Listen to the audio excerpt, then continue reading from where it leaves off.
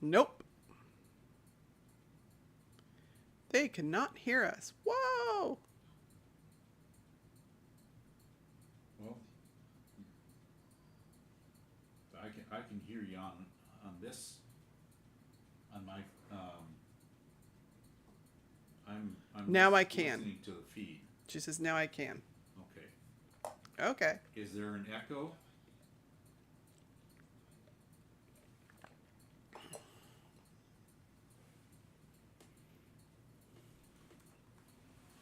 Nope. No. No echo. Okay. Well, cool. We're not together today. We really messed our system up somehow. We don't know. I think Moo was in here working on it personally. That is my opinion. That's possible. I mean, either her or maybe Sky, the Russian assassin. You can never trust that kid. She's the one that likes to scream. Now? Nope. Okay, fella, what is it? Can you hear us?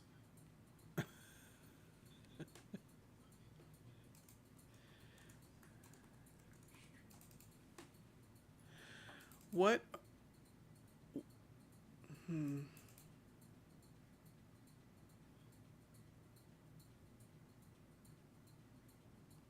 When I post the link, it shows screen of old stream, but brings me here. Yeah, I know. That's because I haven't had time to put anything in for the description, the title, the thumbnail, nothing. So I apologize for that. Yeah, we got behind this week. We had some people here doing some work on the house, and it just like threw everything off. So yeah, it's not ideal, and of course, things happen, and our sound's still weird. We hear an echo. Well, Doc does. I don't have earplugs.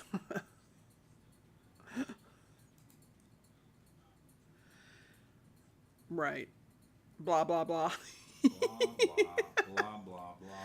That's why we need you, fella, because it means a lot to have you out there so that you keep us straight. We'll focus on what's important and not. The pictures, we don't have them. I mean, I did them, but I did them late, and because he was having trouble with the sound, we didn't get them in.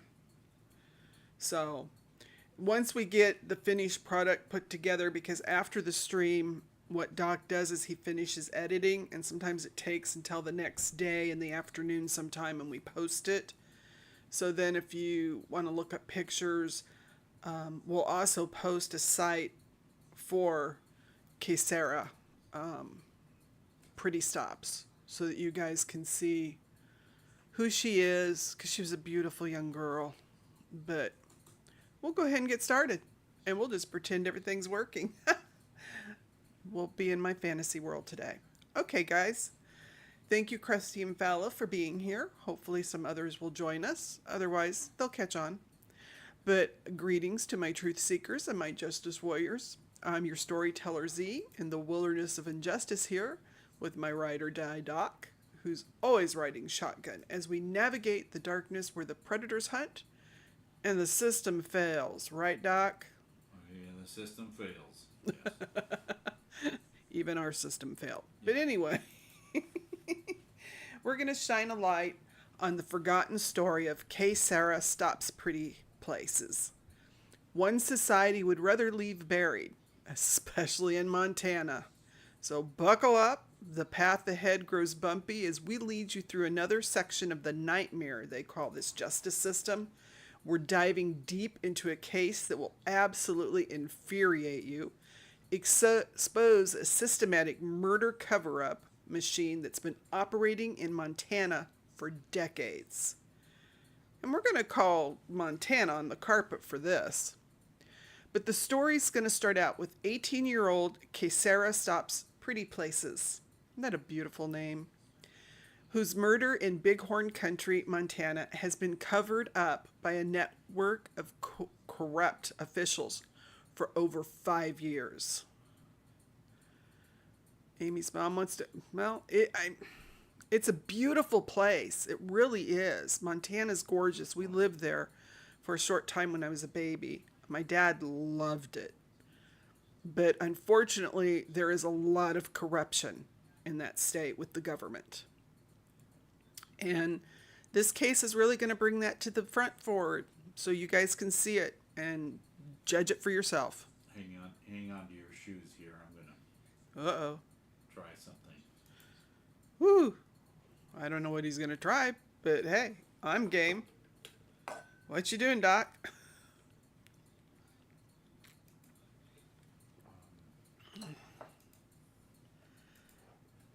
Do you want me to continue? Okay, you go ahead and continue. Okay. You're fine now. Oh, I'm fine. I was fine before, but okay. Well, yeah, but let's just say this is fine for right now. Okay. Thank you, Doc. So let's get started here. Oh, well, Krusty, we wish you well on your racing efforts this weekend. I hope things go well for you, darling. And hey, we're a comedy show today, somewhat. Somewhat. But now we're going to get serious. And this isn't just about one case. This is about a deliberate system that was designed to make Native American murders disappear using three simple lies: alcohol, drugs, or hypothermia. So buckle up, because what you're about to hear will make your blood boil and show you exactly what genocide looks like in 2025. We're going to start with Kaycera, who was, like I said, 18 years old. She was a member of the Crow tribe, and she also had just celebrated her birthday on August 14th of 2019. So she just turned 18. She was smart, pretty, funny, athletic. She played basketball, football, ran cross country. At one time, she wanted to be, a wrestler. She was very, very athletic. But she was also artistic. And she wanted to be in the performing theater productions, and she dreamed of becoming an actress. She had undiagnosed dyslexia, but she worked really hard, you guys, to get the good grades so that she could pursue her dreams. But her legal guardian was her paternal grandmother, Yolanda Frazier, who lived in Missoula, Montana. But the night she went missing, Kaycera was staying with her Aunt Priscilla Brown Boltell, yes, in Hardin, Montana, to celebrate her birthday and attend the Crow Fair, which was a big event, and she was really excited. Now, here's where our first red flags are going to start. Just days before her disappearance, Kaycera filmed something that would seal her fate. At the Crow Fair, she recorded multiple Bighorn County sheriff deputies beating her 15-year-old brother, who was in a wheelchair. Yep, you heard that right. Ooh, I have pictures all of a sudden. You have pictures. That's Kaycera right there. Beautiful girl. And so her brother, like I said, was in a wheelchair. And these big guys were beating him up. Yeah, and quite a few. And she couldn't fight him. So she did what she could, and that was she got out her cell phone and she filmed it. She posted the video to social media, and it went viral. The officers were reprimanded, and we all know what that means. Absolutely nothing. On August 24th of 2019, Kaycera goes out to celebrate her birthday with two friends. And 23-year-old Natosi Summers, who was dating one of the friends, okay? Go ahead and see if we can move the pictures along. We'll see how that goes. But so he's 23 years old. He's dating one of her friends, and they're drinking at Summer's house when he gets violent with his girlfriend. And he won't let her leave. Well, Kaycera intervenes because she's not going to have that, okay? And she's that kind of a person. She's going to jump in. When interviewed, Nakaya mentioned that Isabel and Natoso had gotten, well, we don't care what his name is. We'll call him Jerk. Jerk had gotten involved in an altercation at the house party. When the girls tried to leave, Jerk physically restrained Isabella, preventing her from leaving. And the other girls, including Kaycera, were trying to help Isabella escape from her abusive boyfriend. Good idea. Keep that tire iron handy. And I don't think they had a car was part of the problem. Well, the argument moves outside, okay? And once they're outside, one of the neighbors hears the argument, so they start like honking their car horn with their key from inside because they don't want to get involved, but they're trying to break it up. One of them probably calls the cops because eventually a police car drives by and everybody scatters. And that's the last time anyone ever saw Kaycera alive, because the two girls went one way and Kaycera went the other way. Okay? Now these are the pictures. They're kind of dark if you're on a cell phone, but these are the pictures of the video that she took of those deputies that are beating up her brother. And he's 15 and in a wheelchair. Big bad cops that they were. So what happens next? It's incompetence. It's deliberate violation of Montana state law. Kaysera's family's basic rights, you guys. Because here's what people need to understand. Kaycera was 18 years old, which means she's considered a missing child under Montana law, because they defined a child as anyone under 21. Okay? That's crucial. This is very important to remember, because the law determines how quickly law enforcement must act. When both her legal guardian, Yolanda, which had been on the screen earlier, and her aunt Priscilla tried to report Kaycera missing the next day, they were told by Deputy Jeremy Middlestead, the same man who she filmed beating her brother, that there's a mandatory waiting period. And that was a lie. He tried to tell them they had to wait 24 to 48 hours to report her missing, and he was a liar. He said he wouldn't even take a report. He took a little notebook out of his pocket, because they went to the police station. So it's not like they saw him on the side of the street and said, hey, we need help. They went to the sheriff's department. He took his little notebook out and made a couple of little notes, but never filed a police report.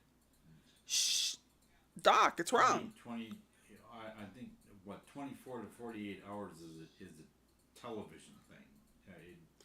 It isn't real in the laws of most police departments.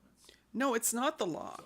And I think the situation is that too many people, even some cops, just want to repeat that because they don't want to do their job. Yeah. But this is also the man that she got in trouble for beating her brother. So he wasn't going to help. He had, forget that. So under Montana law enforcement must enter a missing child, and she's considered a child at this point, into the FBI database within 2 hours. That's faster than an 8-hour requirement for adults over 21. So actually, in Montana, after 8 hours, they're even supposed to list an adult over 21. Hey, Nurse Joy, we're so glad you made it, darling. So an 18-year-old would get priority because she is classified as a child. And she's, so it's a non-critical unless there are risk factors like trigger immediate action. But Jerry Middlestead just jotted some notes on a tablet and sent the family away. He didn't file a police report or a sheriff's report, never put her in the National Crime Information Database, never triggered that 2-hour federal notification that he was required to do. This wasn't just negligence. This was a criminal violation of Montana state law, and he was a deputy sheriff. For 5 days, her family is searching for her, you guys, while the authorities do nothing, violating every protocol designed to protect missing children. Now, on August 29th, there was a jogger, and he finds a body in the backyard.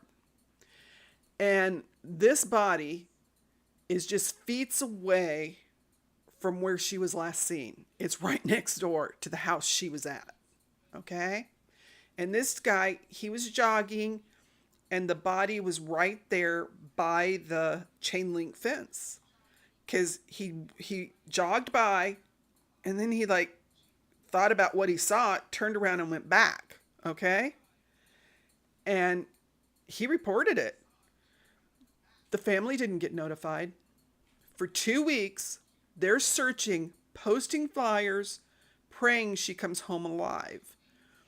But while this is happening, before the 2 weeks, that day, Twitter, of course, goes crazy in the community, right? And so they're saying that a body was found. They're saying where the body was found. And they're telling them that they think it's the Stops girl, is what they call her. So her Aunt Priscilla, she actually rushes to the scene because she wants to see the body. Is this my niece? But they refuse, and they tell her it's not Kaycera and send her away. Now, this was 5 days after Kaycera disappeared. So for nearly 2 weeks, this family's hoping, because that wasn't Kaycera, so we're hoping she's okay. But her body lies in a morgue, identified but unclaimed. Finally, on September 11th, 13 days after the body was found, the authorities finally admit it's Kaycera. But the family is denied the right to see the body. They're denied the right to perform traditional spiritual ceremonies that they, as a Crow tribe, would normally do, right? They're denied the chance to even say goodbye according to their beliefs. But then comes the ultimate spiritual destruction here. The coroner of Bighorn County at the time was Terry Bullis. Let's move some pictures along, Doc, because we're behind and I want to make sure they get to see what Terry looked like. That's a picture of the house, and there's a red line that shows you the house that they were at and where her body ended up in the backyard of the house next door. Now, supposedly the guy that lived in that house next door was on a vacation when this happened, because they said he kept his yard very neat and he was in his yard a lot. So that makes you wonder, when he got back, how come nobody found a dead body in his backyard, right? That's a big question, right, Doc? Huge. Yeah. And so Terry Bullis, the corrupt coroner, tells the mother that if she wants her daughter back, Kaycera has to be cremated. Now, for some of us, that's not a big situation. Cremation doesn't, we understand what it is. We don't have a problem with it. Some of us do, depending on your religious beliefs. It violates everything that the Crow Nation believes about the afterlife. That cremation prevents the soul from passing into the spirit world according to their beliefs. So can you imagine, not only is your child murdered, but you're forced to choose between getting her remains back and honoring her spiritual beliefs. And that's cultural genocide on top of murder. Now, the interesting thing about this guy, Terry Bullis, is that he had been the coroner for a long time. He owned the only mortuary in Hardin, Montana. Now, Kaycera's body had been taken to a crime lab up in Billings, right? But he kept going up and taking it. He did this several times. Why was he taking her body from the crime lab, and why were they letting him? That's really confusing.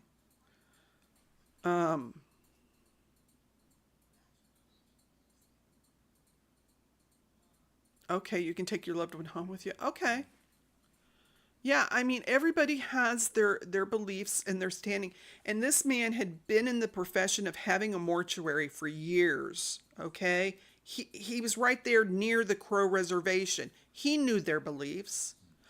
Also, what is a mortician who is the only one that has a mortuary doing being the coroner? Think about that. You You could know, probably get away with a lot of stuff. oh, yes, he did, Doc.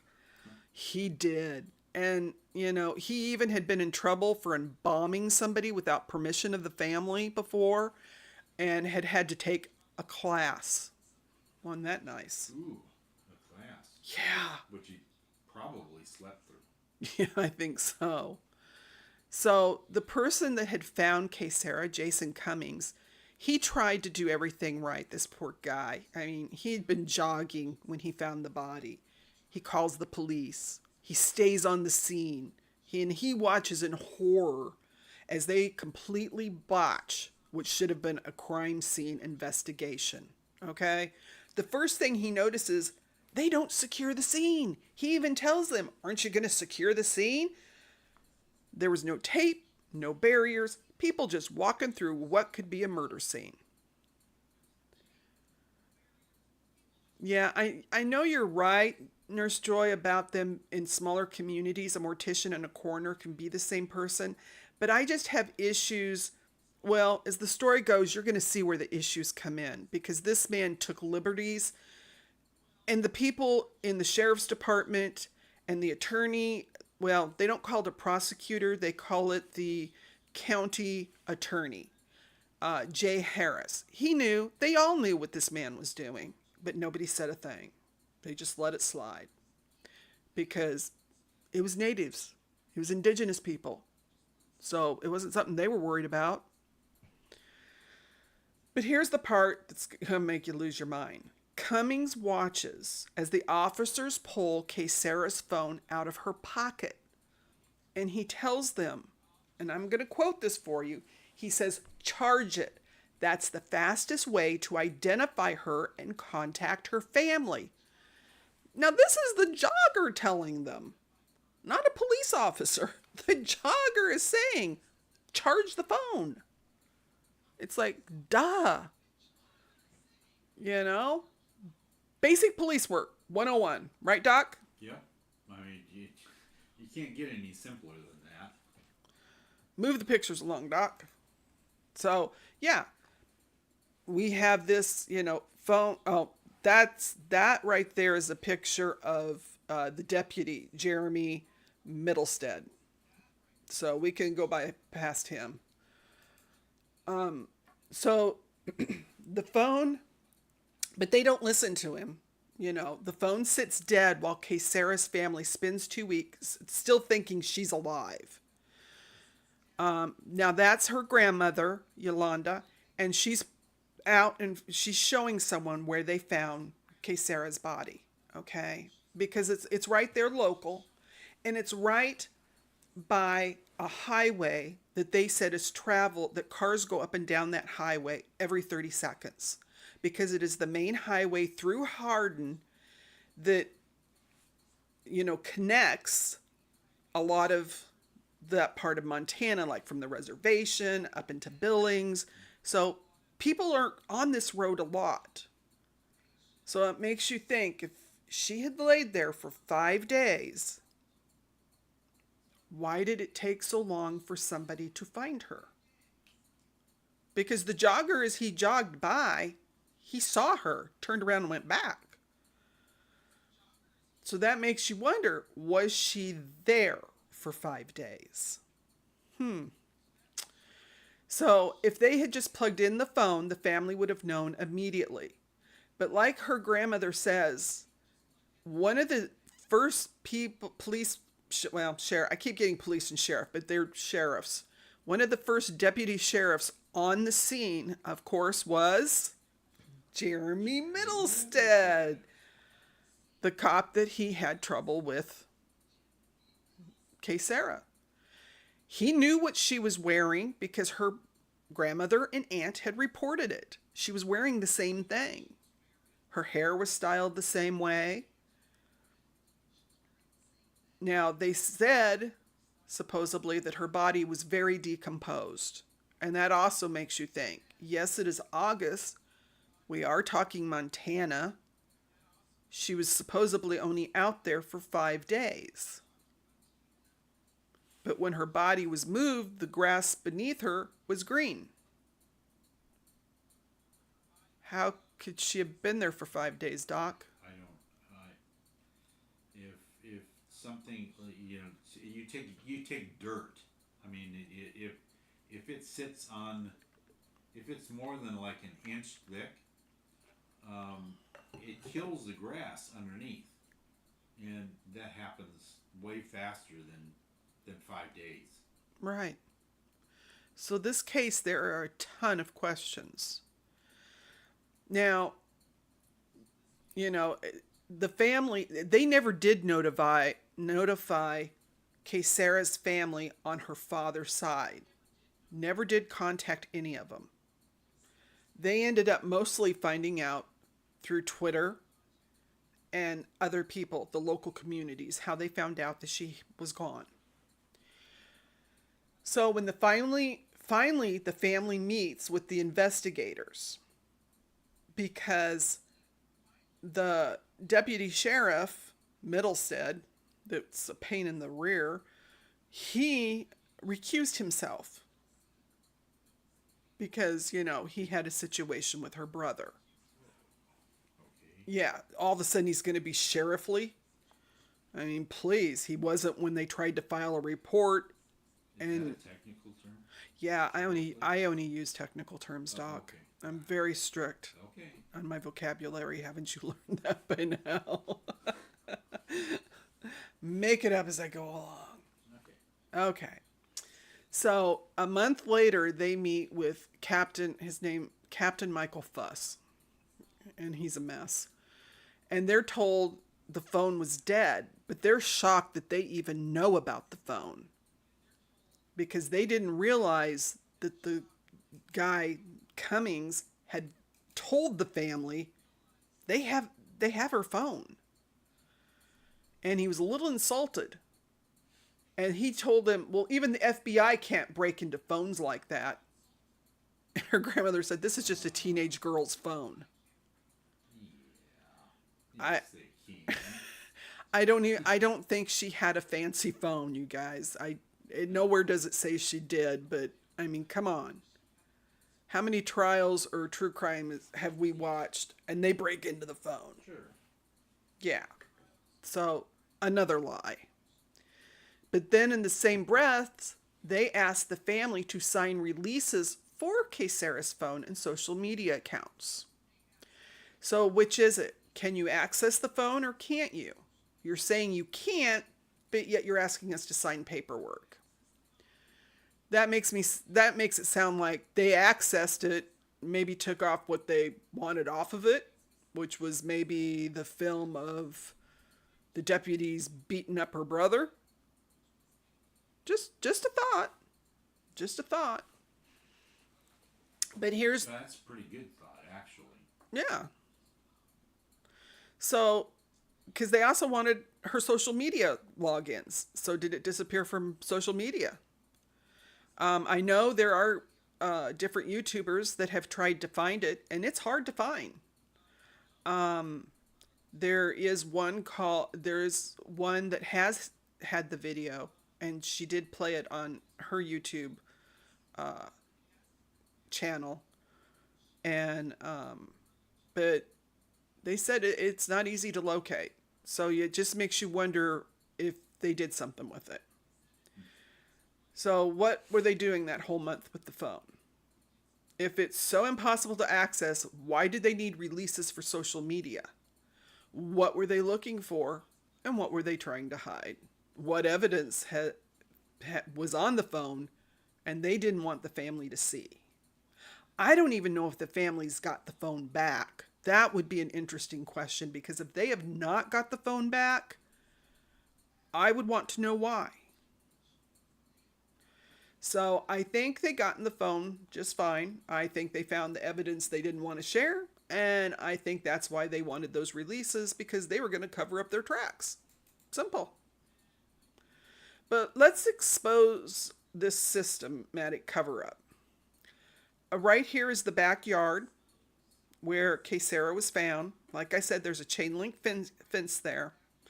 And the part where you see like the boards and stuff, that is where her body was found.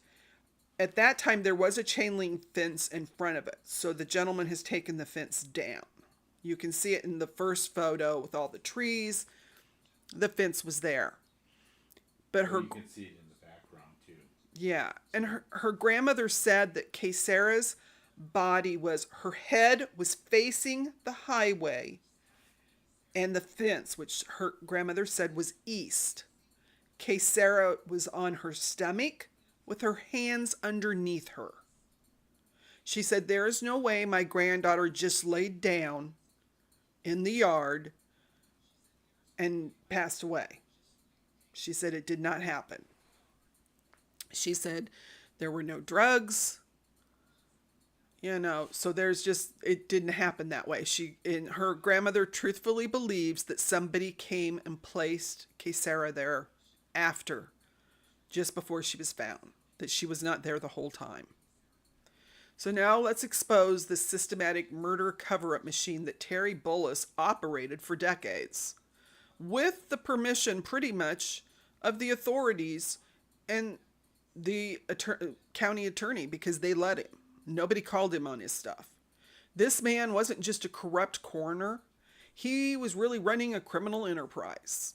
And he had the perfect monopoly because he only had the only mortuary there in town.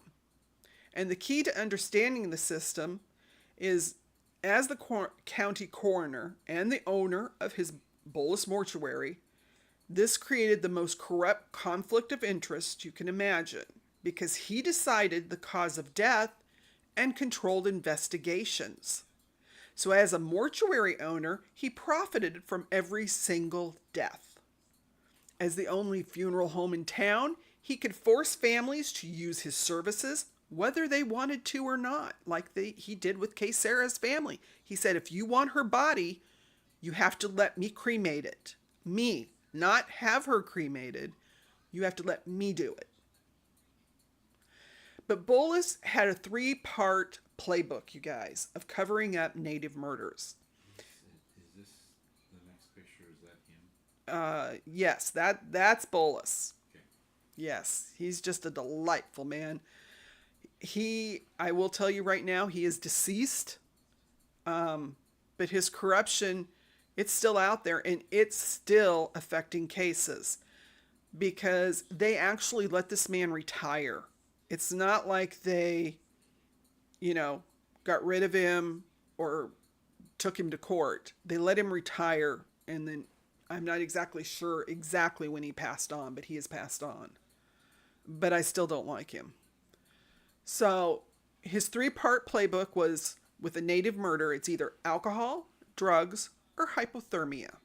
Because he had told Kaycera's family, well, you're going to have to wait till I get the report back on her death.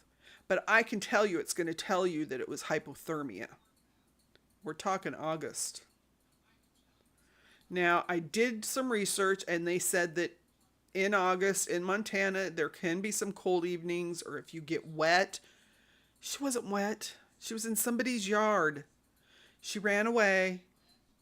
When the police car showed up, found dead, and supposedly she had hypothermia.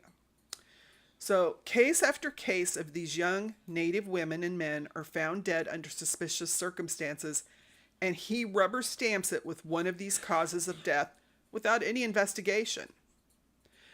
Blood alcohol level indicates intoxication if they died from alcohol poisoning. He'll put made poor decisions while intoxicated. Those are some of the things he writes down. Toxicology shows drugs use. Overdose was cause of death. Drug-seeking behavior led to dangerous situations. I mean, Died from exposure to elements. Hypothermia due to being outside while intoxicated. Natural causes. No foul play suspected. But here's the genius of his system, you guys. Every death he covered up meant guaranteed money for his funeral home. Murder a native person, Bullis covers it up as a natural causes, and then he profits from the funeral. It was a perfect enterprise that he had going. I mean, in Kaycera's case, we can see Bullis' criminal enterprise in full action because her family wanted to have her remains handled by Dow Funeral Home in Billings, and that's a trusted establishment. Bullis said absolutely not. He stepped between the roles as coroner and funeral home owner whenever it benefited him. When Kaycera's mother wanted to use a different funeral home, he switched to his coroner role and said, no, as county coroner, I'm ordering that she must be cremated and it must be done here. The family wanted to transport Kaysera's remains to Billings, where they had a trusted funeral director. Nope, right here. This is the only place you're going to have it done. Only way to get her daughter back quickly. And it was a lie. So when confronted later, Bullis admitted cremation wasn't the only option. It was just simple and easiest for him. Think about what that means. A corrupt coroner used his official position to force a native family to violate their deepest spiritual beliefs, give him their money. He destroyed evidence through forced cremation while profiting from his own cover-up. But the family never wanted to use Bullis mortuary. They never wanted cremation. They were coerced into doing this. Meanwhile, the same man was literally stealing Kaysera's body from the state crime lab multiple times. Police had to get subpoenas and send escorts to get her remains back. Why?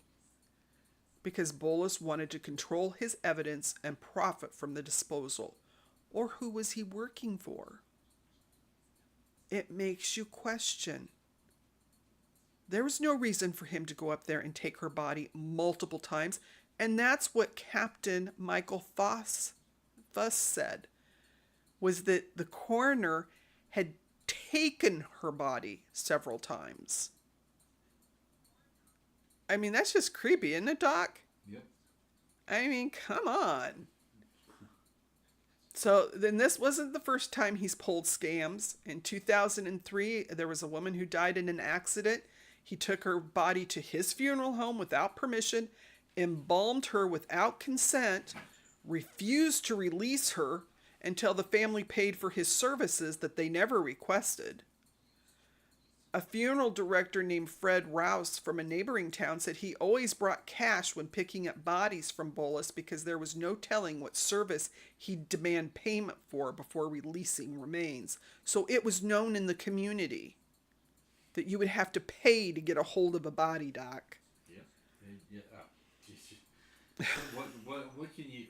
What can you say? I mean, he had a one man money making operation going.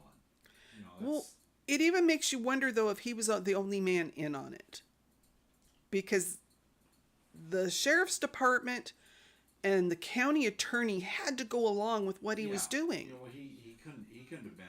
You know, he had something on somebody, or you know, they were going to share the money or the something. Proceeds, something. I mean, yeah.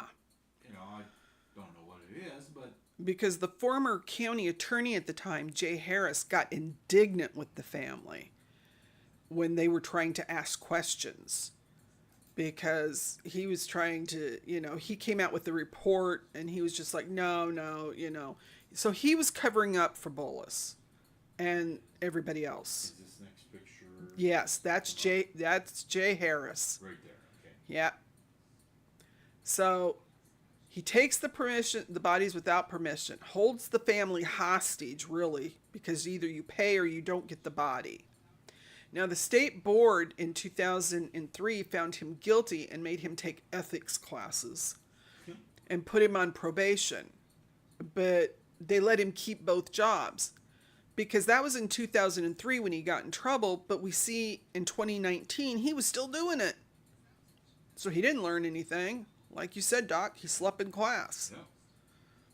So they allowed a convicted extortionist to continue serving as coroner while owning the Oni funeral home. And this is how the system enabled that enterprise to keep going on. But when we look back at Kaycera's case, at her visitation, before any toxicology reports were back, like I told you, he said that it would show there was either drug or alcohol use detected that would have caused the exposure to alcohol or substance, and that she also died of hypothermia. So he was already planning on blaming it on alcohol and drugs, even before he had any evidence. And she died in August when the temperatures are in the 80s, so he had to then say, well, alcohol poisoning. Now, when the toxicology did come back, it showed a blood alcohol level of 0.149, and the authorities immediately seized on this, comparing it to a previous incident where Kaycera was hospitalized for drinking. They painted a picture of a drunk teenager who just wandered off and died from her own poor choices. And this was something that Jay Harris, this lovely county attorney, put out a report just judging this girl, because she had run away one time before. And so they were painting her and really almost shaming her as like some loose wild child. But the smoking gun is that medical experts have stated that ethanol is produced from decomposition, and that could have easily contributed to those levels to a 0.149. Because when your body decomposes, there is natural bacteria that produce alcohol. There's absolutely no way to determine if the 0.149 level was from consumption before death or from natural decomposition process.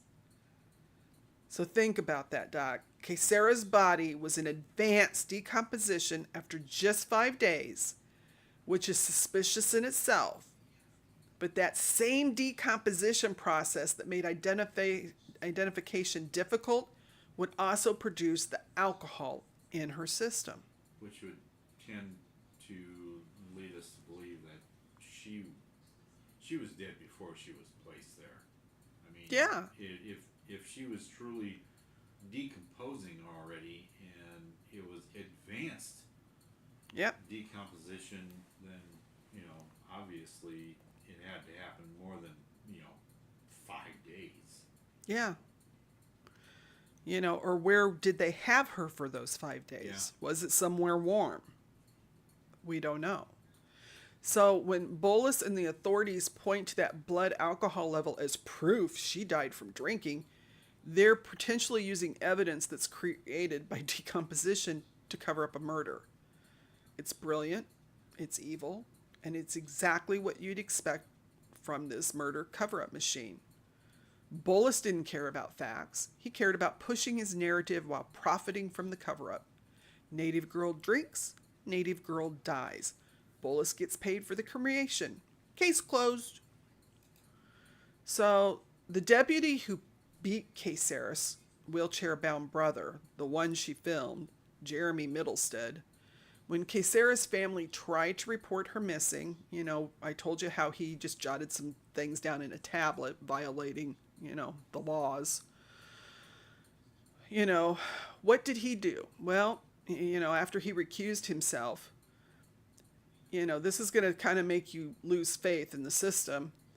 He eventually was made sheriff, and he is now the Bighorn County Sheriff in 2025. The man who beat a child in a wheelchair, sabotaged the investigation into a child's murder, and he's the top law enforcement official in the county. So the message is crystal clear to me. If you're a corrupt cop in Bighorn County, you get promoted. If you beat disabled children, you get rewarded. If you violate state laws protecting missing children, you get the coroner's office. Now, the interesting thing, the pictures up now is the governor, the new county attorney, and she has tried, I guess, to help the family. And then also, that is the Attorney General in the lower box. So these are people that, I've tried to pull some emails and some addresses because, let your righteous indignation, write them a letter, tell them what you think, but do it politely. In the Discord server, I will be posting probably a letter like I did with Russell Turcote's family that I sent to the governor saying that, hey, there's some things that we want some answers for the family. The family needs these answers. So after 5 years, this family has still been fighting for justice. And it's really kind of sad because, they're not totally getting the justice they need. Now, the person that finally, after 5 years, that they arrest was the boyfriend of her friend, Natosi Summers. Now, he had disappeared for quite a while, but when he came back, they eventually arrested him. Now, let me read you what they arrested him for, though. This is kind of interesting. They arrested him for endangerment. So, Montana's criminal endangerment statute is a person who knowingly engages in conduct that creates a substantial risk of death or serious bodily injury to another commits the offense of criminal endangerment. That's not murder. The maximum penalty is $50,000 and 10 years in prison. Now here's the kicker. He has pled no contest to this charge. He's to be sentenced in August on the 12th. But his attorneys are negotiating for him to serve no time at all.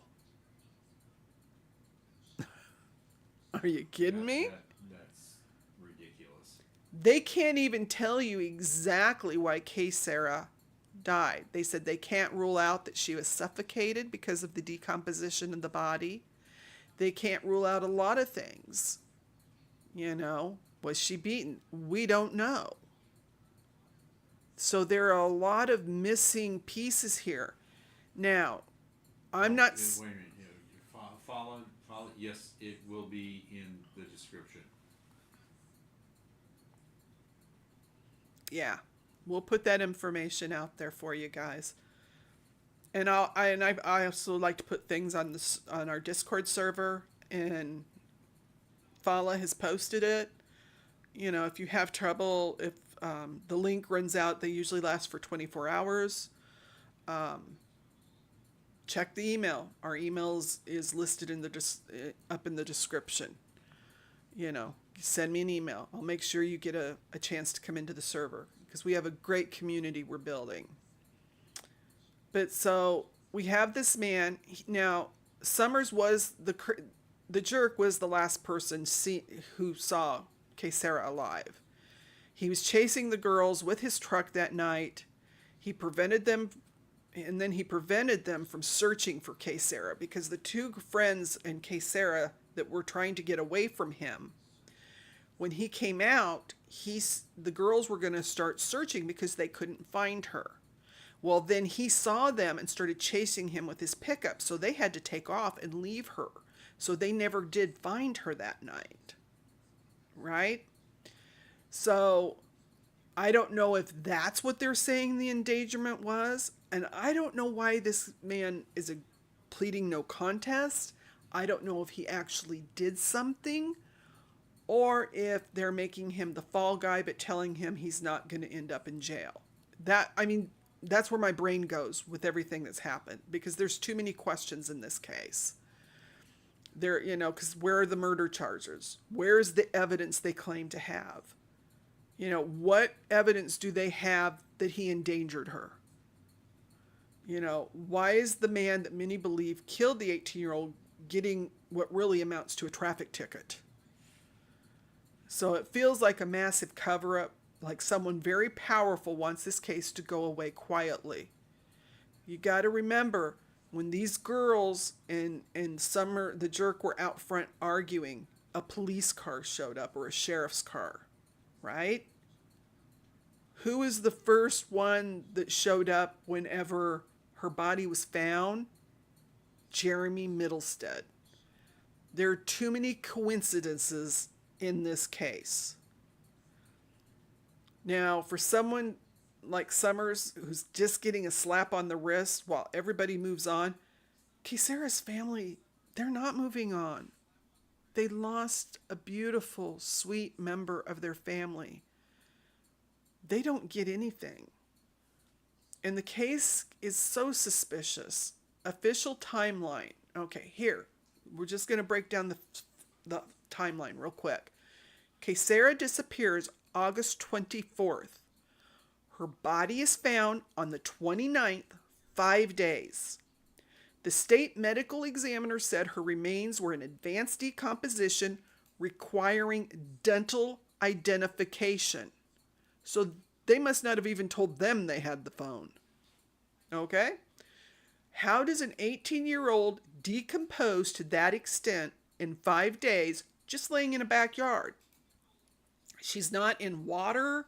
She's not, in a place where you would think that the body would decompose that quickly. Everything points to that body being stored somewhere else and then moved to the backyard shortly before discovery. And here's where the alcohol evidence gets even more suspicious. If the body was stored somewhere that accelerated decomposition, that same process would produce much higher levels of ethanol. So the very evidence they're using to blame Kaycera could actually prove her body was moved and stored elsewhere. Then in July of 2024, hold on to your seats, this is going to just make you flip out. 5 years after Kaycera was cremated, July of a year ago, coming up a year ago, right? Her family gets a call. The authorities have found her jawbone. Did you hear me? Her mother's reaction says everything. Now I have to rebury my daughter again. One time was enough. Where was this evidence for 5 years? Why wasn't the family notified? What other evidence exists that they haven't disclosed? If they've kept this evidence secret, what else are they hiding? Because when they were there at the funeral home for her service, right? Her ashes supposedly didn't get there for quite a while. He tried to push the family out, and they said, we're not leaving till we get her ashes. And then miraculously, ashes showed up. Were they even her ashes? Well, that sounds a little suspicious, obvious. I don't know which word is more appropriate. Supposedly, the yard she was found in, this man's in his yard working on it all the time. So how did he miss a jawbone for 5 years? This jawbone revelation proves that the authorities have been lying to this family for years. What was on that phone they claim they couldn't access? What other evidence has been sitting in some locker while the family was told there was nothing more to investigate? But here's, they need to ask the current county attorney, which is the woman, Janice, I think is her name. They need to see the police report. They need to see the photos of when the body was found. Have they showed these to the family? Because that would tell a lot about the condition of how Kaycera was found. That might answer some questions because nobody in authority is asking questions. Nobody. They're not going to answer a thing. Jay Harris, the county attorney, he's no longer the county attorney. The ex-sheriff, which was Lawrence Pete Big Hair, I'm not kidding, that's his name. He's gone on to join or to become part of the county commission or something. The sheriff or the deputy sheriff that beat up a 15-year-old kid in a wheelchair went on to become sheriff. I mean, if this doesn't scream, we've got a cover up, and the only one that, doesn't get any answers or anybody paying attention is the family. Nurse Joy, you're right. Autopsy reports can be falsified, but the autopsy would have been done up in Billings at the crime lab, not locally. So that's the thing that I'm saying. Why haven't they been able to see the autopsy report? Why haven't they been able to see the body? They would have had to have taken pictures. So the thing is, you guys, Kaycera isn't an isolated incident. In Montana, they have approximately 78,000 people who are identified as American Indian or Alaskan Native, and that's about 6.5% of the state's population. Indigenous people make up only 6.5% of Montana's population, but they represent 26% of missing persons cases. And in Bighorn County specifically, there have been 27 documented cases of missing and murdered Indigenous women and girls. Think about the ratio. If this was happening to any other demographic at these rates, there would be a federal task force, congressional things, Doc, hearings, massive media coverage. But because it's happened to Native women, crickets. We hear crickets. And that silence has enforced the corruption. Case after case gets labeled as alcohol poisoning, drug overdose, hypothermia, without proper investigation. Terry Bullis' playbook was used across Montana and throughout Indian country. So let's stop and ask ourselves, what are we looking at? Isn't just corruption, it's a genocide through the justice system. Not through mass violence, like in Little Bighorn, where we had them go after each other, go after the Custard's Last Stand. No, that's not what we're talking about. This is systematic. It is a mass violence, but by denial of justice, combined with forced use of services that violate cultural beliefs, and they profit from their cover-ups. And the ultimate betrayal, the Bureau of Indian Affairs, this federal agency that exists to protect the Native Americans' interests, they have trust responsibilities to tribal citizens like Kaycera. But when the family begged for help, what did the BIA do? Nothing. They said it wasn't their jurisdiction because her body was found half a mile off the reservation. Compare that to Gabby Petito's case. The FBI immediately swung into action, pouring massive resources into the investigation without knowing if her death occurred on federal land. But a Native girl? Again, crickets. The BIA's own missing and murdered unit was offered to help in 2021. County Attorney Jay Harris publicly claimed they were investigating. Yeah, he said he set up a task force. But when pressed, both the family's attorneys and the BIA itself confirmed that was a lie. So I ask you, what is the point of having a Bureau of Indian Affairs if they abandon Native families in their darkest hours? What good is a missing and murdered unit that doesn't investigating missing and murdered cases? Krusty, you're right. Not my jurisdiction. It's a name is what it is, and for a lot of people, that puts the whole situation to bed because they must have somebody on it because they have a bureau dedicated to it. Right. Nurse Joy, we'll chat in the Discord because I have some stuff on that too, and we'll and there's other cases here in Montana we're going to look at, and one of them that happened not too long after Kaycera is Selena Not Afraid, and that's another terrible case. But let's just quick connect our dots here. We had Terry Bullis, criminal coroner, who used alcohol, drugs, hypothermia to cover up the Native murders for decades, owned the mortuary, forced families to use his services, used decomposition, produced alcohol as evidence of a victim behavior, dies comfortable and rich before he faces any consequences. Jeremy Middlestead beats wheelchair-bound child, violates Montana missing child laws, sabotages investigation, gets promoted to the sheriff, now controls all evidence in the case. Natosi Summers, or Jerk, many believe he killed Kaycera, gets a sweetheart plea deal for endangerment of those murder charges instead of murder charges.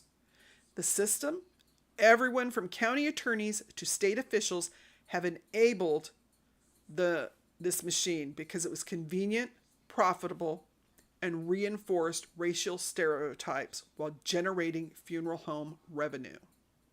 Now, the picture on the screen was a picture of the coroner that took over for Terry Bullis, who has now been arrested for criminal theft. Well, he looks like a fine, upstanding gentleman. Doesn't he? Well, I mean, I think that's kind of who they hire there in Montana, is really upstanding people. Yeah. So now they've voted in a new coroner. Let's hope he can do better. It's not like he has a high bar. But with Jeremy Middlestead as the sheriff, the corruption was going to continue. He controls the evidence, the investigations, the narrative. How can there be justice when the man who violated state laws to protect his own interests is in charge? The mortuary monopoly continues. Someone else now owns the funeral home in town and can force families into unwanted services like Bullis did. So, what can we do about this systematic genocide? How do we fight a machine this corrupt, this racist, this scientifically dishonest, this economic exploitive? Here's what needs to happen, and here's how we can help. We send demands in emails. We want them to review all of Terry Bullis' cases. Every death he attributed to alcohol, drugs, and hypothermia needs independent forensic review, with special attention to decomposition, produced alcohol levels, and forced cremations. Federal civil rights investigation. This pattern constitutes systematic denial of equal protection under law and economic exploitation of grieving families. New murder charges for Natosi Summers. The endangerment is not justice for what many believe was murder, if he was the one that did it. They need to remove Jeremy Middlestead as sheriff because he's a corrupt cop who violated missing child laws. He can't lead law enforcement. He beat up a child, too. A handicapped child. Independent analysis of Kaysera's toxicology. Determine how much alcohol was from decomposition versus consumption. Investigation of mortuary monopoly abuse. Families should never be forced to use services that violate their beliefs for the profit of corrupt officials. So Montana's governor, we're going to put his information out there. We're going to tell him we want an explanation of the weak plea deals. We want to know about the violation of missing children's laws. Demand review of the decomposition. The Attorney General, Austin Knudsen, Knudsen, demand him to look into these things. Find out what's going on. If the jerk is the one that did murder her, then guess what? He needs murder charges, not a plea deal. Now, also, we need to make sure that we demand, that the BIA does their job. They need to do better. Bighorn County, Montana, we're watching you. The truth seekers and justice warriors across this country are watching you. Every decision you make, every case you mishandle, every family you fail, we're documenting it all. We're going to talk about it. The alcohol excuses aren't going to work anymore. We know about decomposition. The drug lie is exposed. The mortuary monopoly scam is revealed. The systematic racism is documented and will be prosecuted. In 2023, Montana saw a total of 2023, you guys, 2,263 missing persons cases, with 693 involving indigenous people. Native American women make up 60% of these cases, and they are disproportionately affected, being 4 times more likely to go missing than any other group. So even though these people went ahead and they were profiting and they were doing these things, beating children, you know, if the jerk did end up getting the plea deal, the system worked perfectly for them, but not for the native families. Kaysera's story has exposed the murder cover-up machine. Her family's fight has inspired a movement. Her name has become a rallying cry for everyone who's tired of seeing killers protected, families destroyed, while corrupt officials profit from the pain. Say her name. Kaysera Stops Pretty Places. Remember, she was 18, legally a missing child under Montana law. She deserved immediate protection.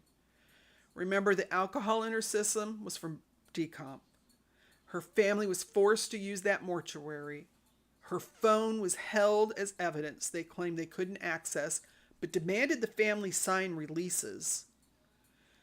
Remember, she stood up to protect her friend that night. Remember, she filmed police brutality because she believed in justice.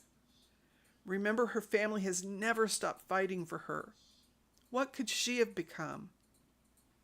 She could have become a justice warrior out there putting these things out, having her own YouTube channel or going into the news. We don't know because they took that away from her. But she stood up for people, and we have to stand up for her. And we've exposed that 3-part lie that they like to say. So this is Z with the Trial Junkies United.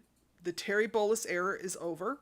The age of covering up native murders, though, with this racist stereotype, the fake science, and the economic exploitation is ending. Justice is coming for everyone who participated in the system. Truth seekers and justice warriors, we see the patterns. We expose the corruption. We demand justice for every victim. Kaycera Stops Pretty Places. Her truth will set us all free. So we have to keep fighting for her, exposing the truth and demanding justice. Quickly, I do have some missing people. Sedasha Long, and I'm probably saying her name wrong, but she's a beautiful young girl. She's 17. She's from Montana.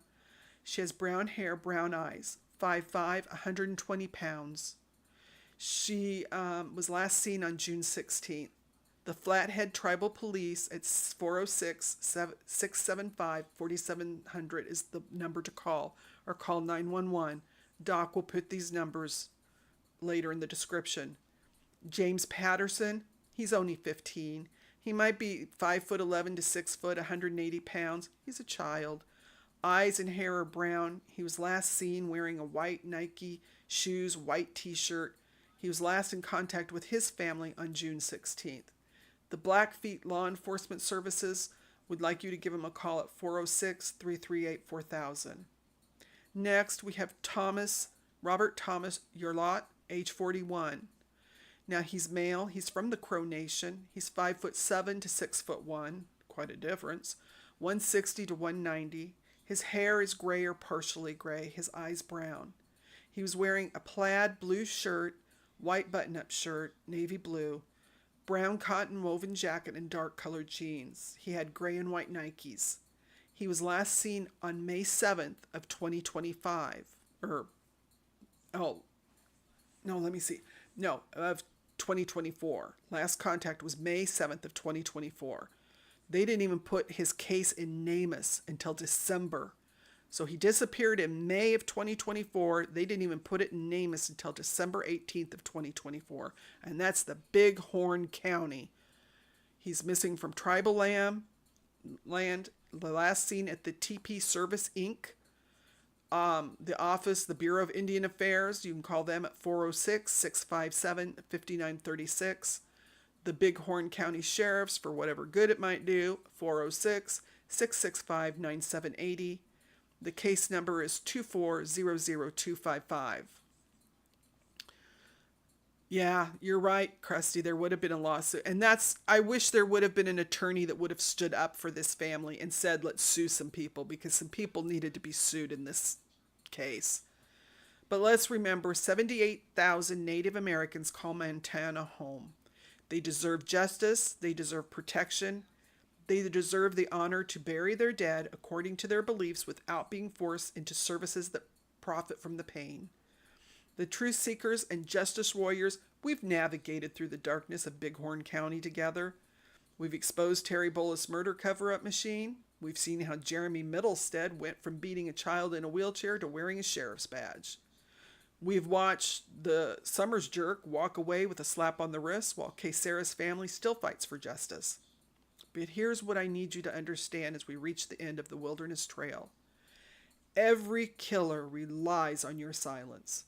Every corrupt coroner, like Terry Bullis, counted on communities staying quiet while he profited from cover-ups.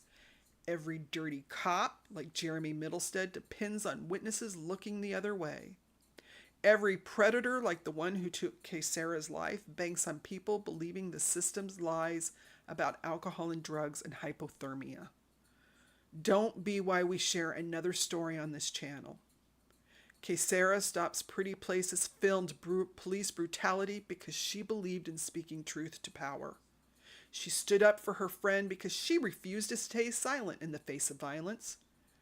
She paid the ultimate price for her courage, but her voice still echoes through every truth seeker and justice warrior who refuses to let her story be buried. If you know something, speak up, because that wasn't a mannequin. It never is. It was an 18-year-old girl with dreams of becoming an actress, someone's daughter, someone's granddaughter, someone's hope for the future. Behind every suspicious death labeled as alcohol poisoning, behind every case dismissed as a drug-related case, behind every body cremated against a family's wishes, there was a person's life who mattered. The ride or die Doc and I will keep navigating the wilderness of injustice, exposing the predators who hunt in the shadows and the systems that protect them. But we can't do it alone. Contact those officials, demand answers. Share Kaysera's story. Join the movement of truth seekers who refuse to let corruption hide in darkness and justice warriors who fight for every forgotten voice. Until next time, you stay informed, compassionate, and seek justice. Because in the wilderness of injustice, we're each other's light. And together we make sure no story stays buried, no victim stays forgotten, and no killer stays protected. The path ahead remains bumpy, but we navigate it together. The murder cover-up machine is exposed. Truth seekers and justice warriors are watching. I appreciate you being here with us tonight. We were a little rough to the start, but hey, we got there. No life matters by... Okay, Krusty, put that in our music section in the Discord server. I want to listen to that. But thank you all for being here, and Doc and I, we're going to take another ride and see what we come up with. Sunday, we'll see you at 8 p.m. Central, and we'll do better, right, Doc? Yeah. Well, the moo is starting to wake up. I love you guys. I love you, Fowla. Nurse Joy and Krusty, we appreciate it. Krusty, you go win that race for us, okay? Let us know how you do. And we're so proud of you. Nurse Joy, we'll chat later. Good night, everybody. Ciao.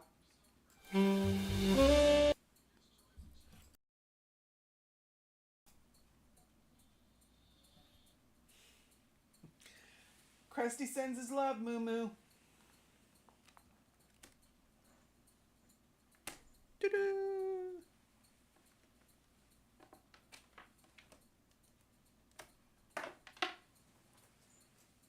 So, what's going on, sir?